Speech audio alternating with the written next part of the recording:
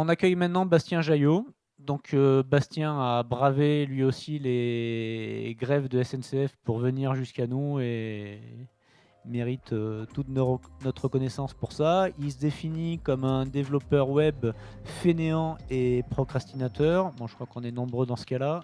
Bastien a participé au développement de beaucoup de projets et a donc vécu de nombreux fails. Il a cofondé une chouette boîte qui se nomme Joli Code et il vient d'écrire un livre sur la dette technique dont je vous recommande la lecture, surtout si vous ne connaissez pas grand-chose à la technique et que vous portez des projets. On peut l'applaudir. Bonjour. Oui.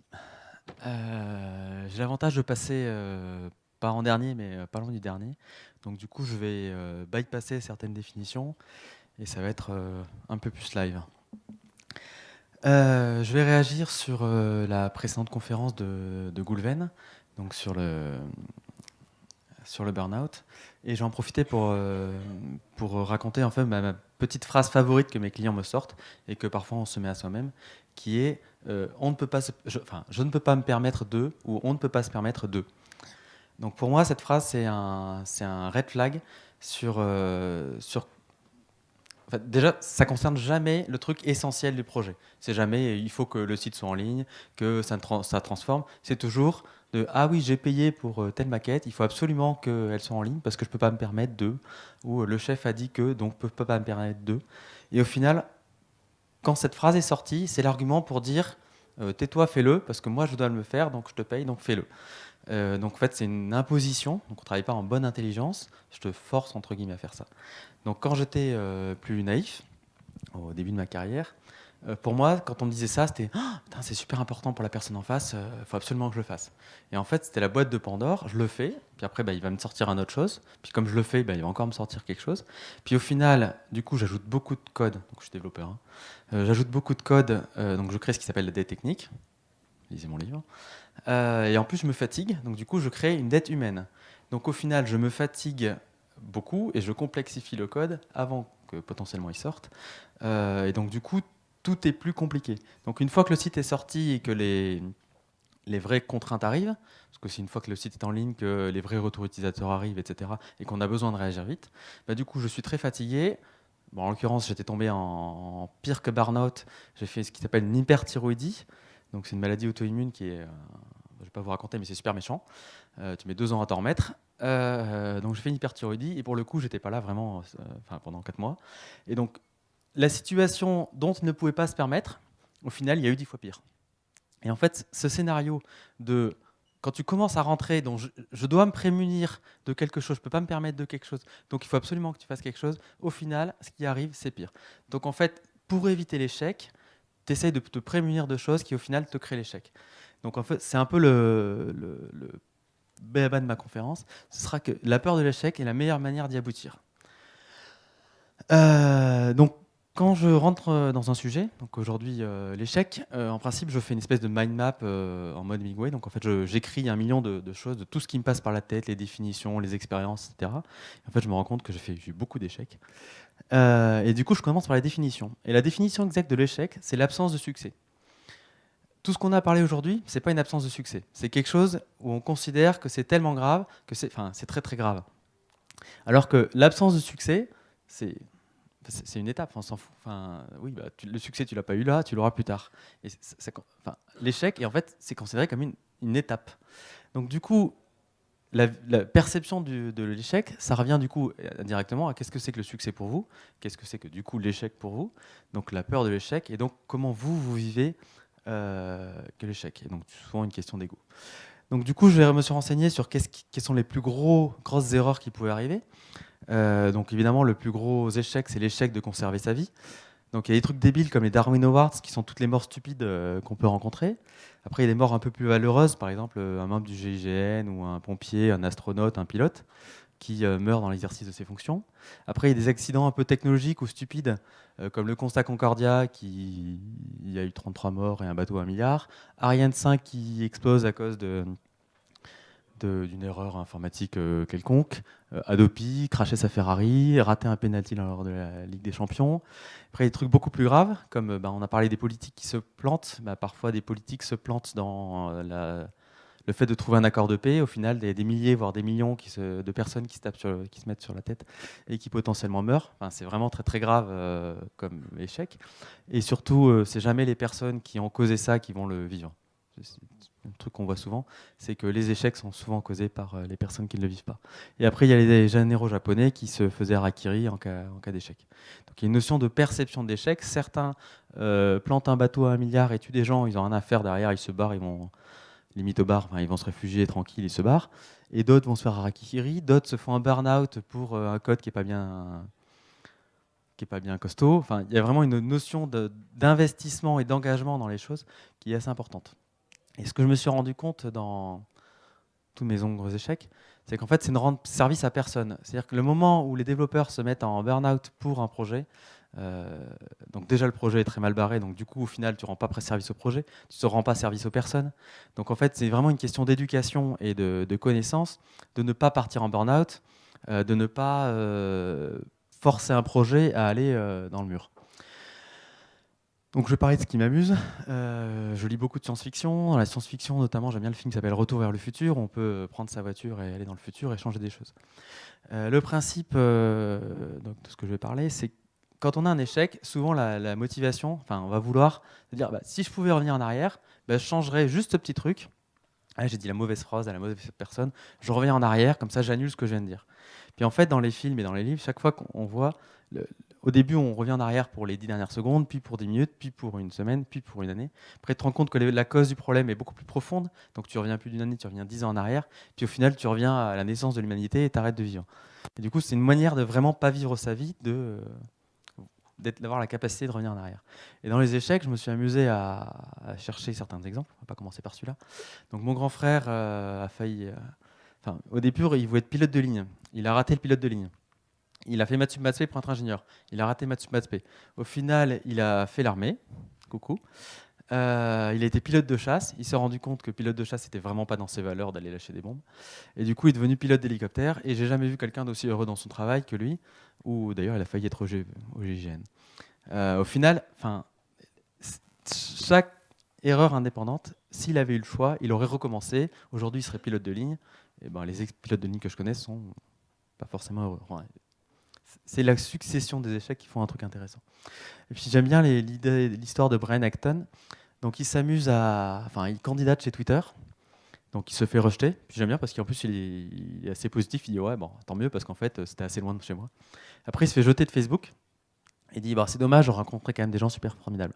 Puis en fait derrière il crée une boîte qui s'appelle WhatsApp, qui s'est fait racheter 16 milliards de dollars par Facebook. Et j'aime bien je lisais un article, c'est la phrase qui m'intéresse surtout. Ils ont peut-être rendu le meilleur service sans qu'ils ne se le sachent encore. C'est-à-dire que le meilleur est toujours à venir.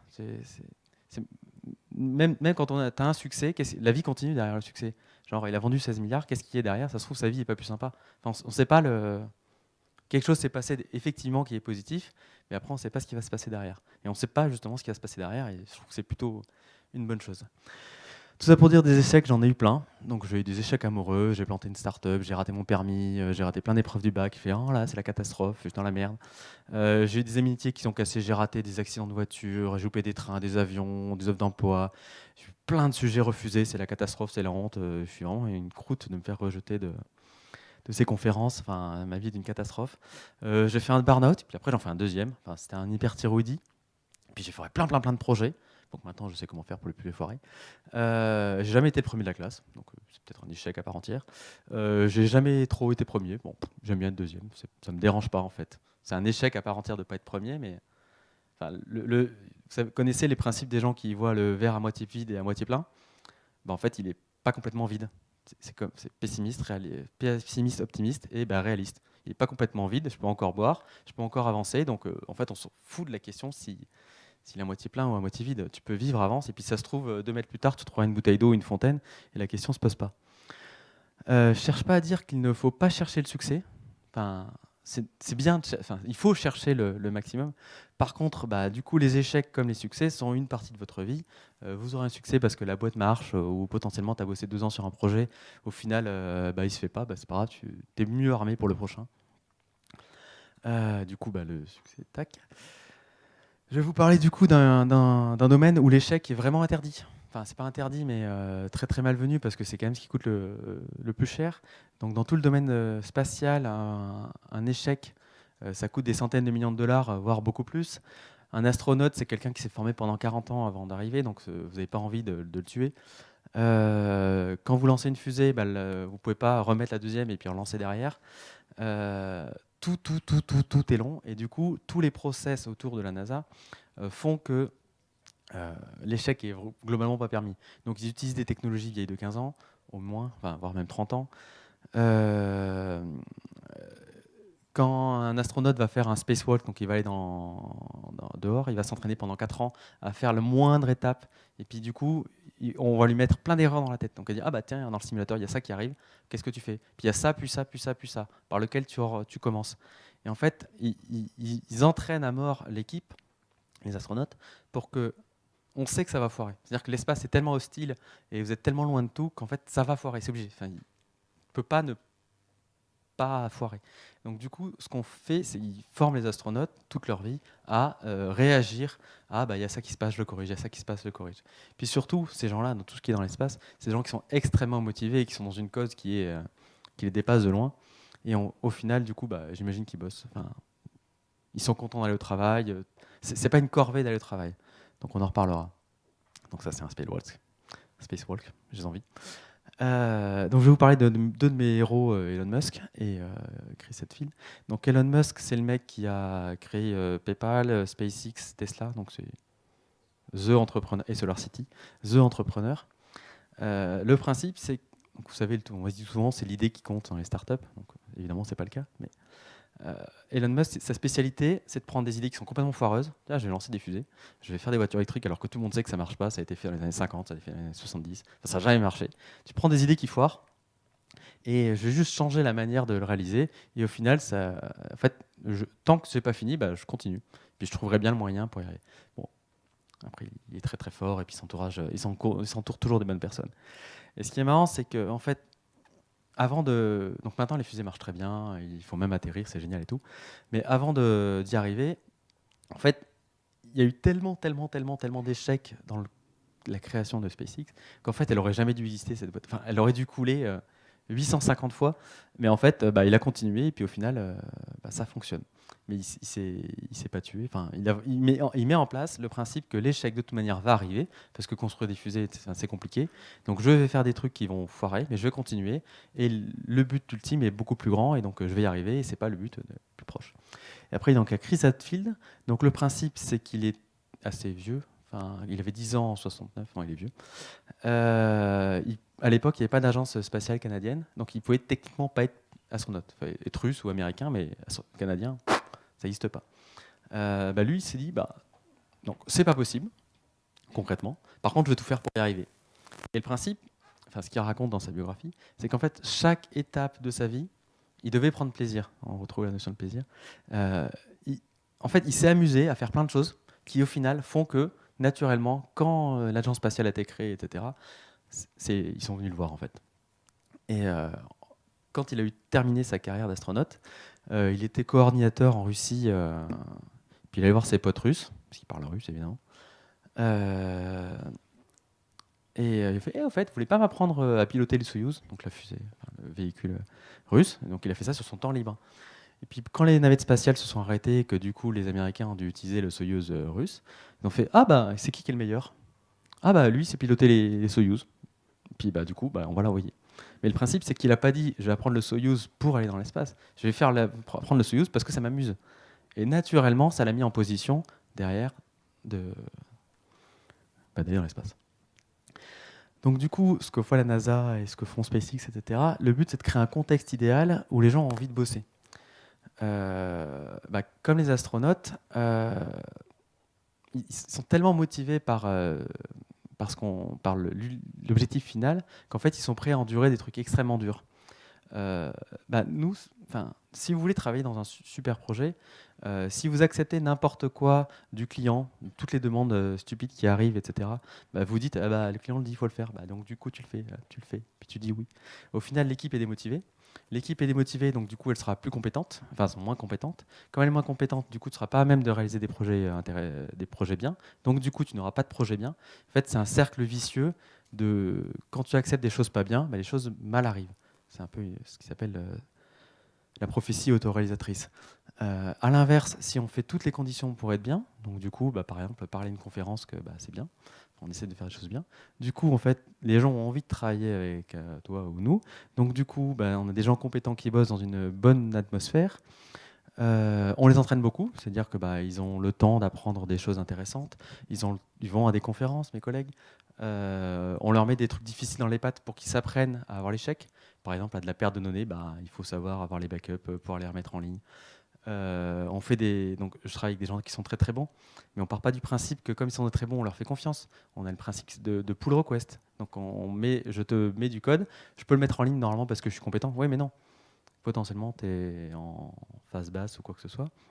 Mais regarde, on peut changer ça, et puis du coup, le code qui sort est meilleur. Puis surtout, il est porté collectivement. Ce ne sera pas un échec personnel de j'ai fait une erreur, j'ai mis du code mauvais en ligne.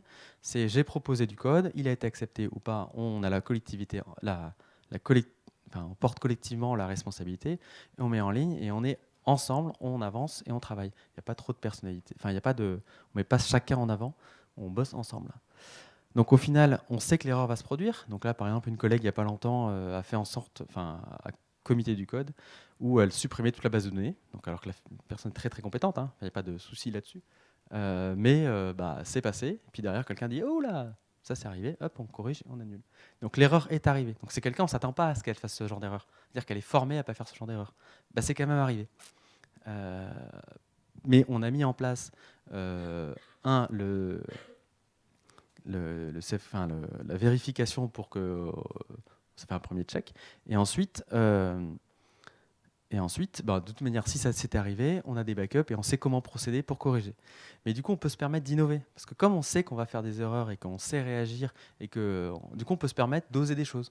Puis du coup, on cherche à aller de l'avant, on cherche à faire avancer l'entreprise. On n'hésite pas à se mettre en défaut. Parce que si on se met en défaut, on se fera aider les copains pour corriger les erreurs qu'on a faites. Et au final, c'est un cercle vertueux de choses qui se passent bien. C'est parce qu'on veut que les choses se passent bien que ça se passe bien. À l'inverse, si on fonctionne par « Ouh là là, moi, il ne faut pas que je me mette en danger, donc je vais faire du code très très basique, comme ça je ne vais pas me mettre en danger, je ne vais pas me faire remarquer. Du coup, je fais du code de papa, du coup, potentiellement, c'est moins performant, du coup, je ne vais pas apprendre, du coup, ma valeur va baisser. Et donc, pour ne pas me mettre en danger, je baisse mon niveau et ma qualité, qui fait que du coup, je vais être en danger parce que je ne vais plus être performant ou intéressant ou pertinent. Voilà. Pour avancer dans ma conférence, quand il y a eu ce tweet de Le1, 2 personnes m'ont demandé, est-ce que ça te fait pas honte qu'on mette ton nom, ta tête à côté du mot échec? Et l'autre qui dit, mais t'as pas peur de perdre des clients? Nope. Alors, comme je vous disais au début de mon histoire, tout premier projet dont je vous ai parlé, j'ai fait tout ce qu'on m'a demandé. Parce que le principe, c'est que je ne savais pas mes limites. Donc du coup, j'ai fait. Ah, bien sûr, je fais. Ah, bien sûr, je fais. Donc du coup, j'avais peur de rien. J'étais invincible. Je ne pouvais pas me foirer. De toute manière, j'ai une capacité de travail limitée. J'ai le temps, je vais bosser, je vais y arriver. Ouais. Et puis j'ai bien foiré. Et puis après, derrière, j'aurais refait d'autres choses. Mais j'ai bien foiré.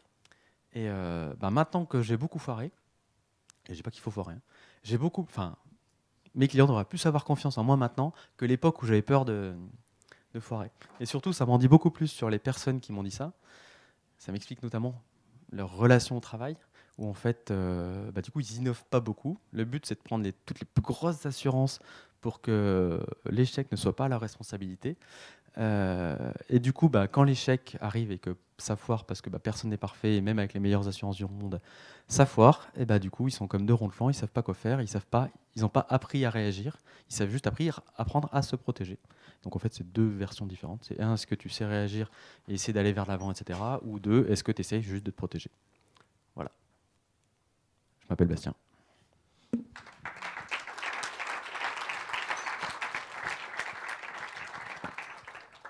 j'espère ne pas avoir été trop speed. J'ai un peu adapté en live ma conférence par rapport à tout ce qui était dit avant. Merci beaucoup. Qui a des questions?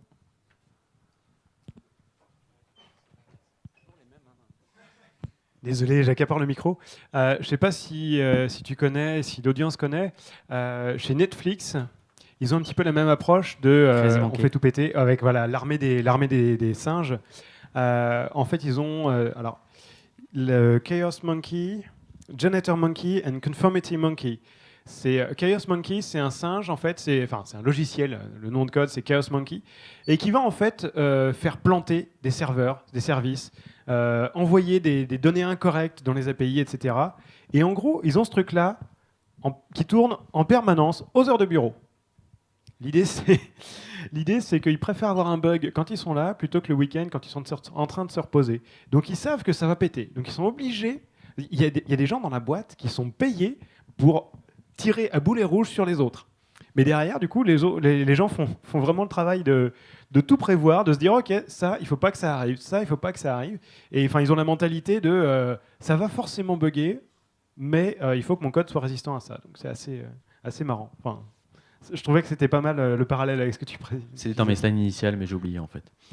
Bon. Désolé, j'ai encore lu dans mon esprit.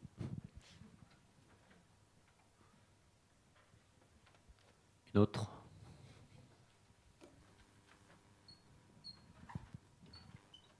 D'autres questions? Oui, merci pour ta conférence. Je voulais savoir juste par rapport au burn-out, là, puisque tu nous en as parlé dans un ensemble. Toi, personnellement, comment tu t'en es remis? Si, c'est pas indiscret. Hein. Bon alors, moi c'était vraiment... donc déjà, techniquement, c'est pas un burn-out, c'est un hyperthyroïdie. Donc en fait, c'est l'inverse. Enfin, l'un, c'est qu'il n'y a pas assez de je sais pas quoi. Et moi, c'est quelque chose qui attaque, qui derrière en génère. Donc j'ai les inconvénients de tout mélanger. Et en fait, le corps vieillit très très très très vite. Donc je pouvais plus me déplier, j'ai perdu 10 kilos en un mois. Enfin bon, c'était vraiment assez moche. Par contre, j'ai eu l'énorme avantage que c'était pas une pression professionnelle, c'était vraiment moi tout seul qui me mettais dans la gueule. Et tout le reste allait très très bien. Enfin, c'est vraiment l'erreur de con. C'est le b.a.-ba de ce qu'il ne faut pas faire. Tu mets des choses avant et du coup, ça fait n'importe quoi. Mais effectivement, si tout le reste allait mal, je n'ose pas imaginer comment. Parce que j'étais bien soutenu à côté. Puis après, du coup, je m'en suis bien remis. Enfin, il n'y a pas eu de... Par contre, du coup, j'ai eu une deuxième fois. Et puis, donc, du coup, j'étais 3 ans et demi malade. Donc, du coup, maintenant, je sais que ça peut réarriver, mais je fais tout pour que ça n'arrive pas. Mais j'en ai pas peur. Enfin, je vis ma vie et si ça arrive... ça arrivera. D'autres questions? Une fois, 2 fois, 3 fois. Merci beaucoup.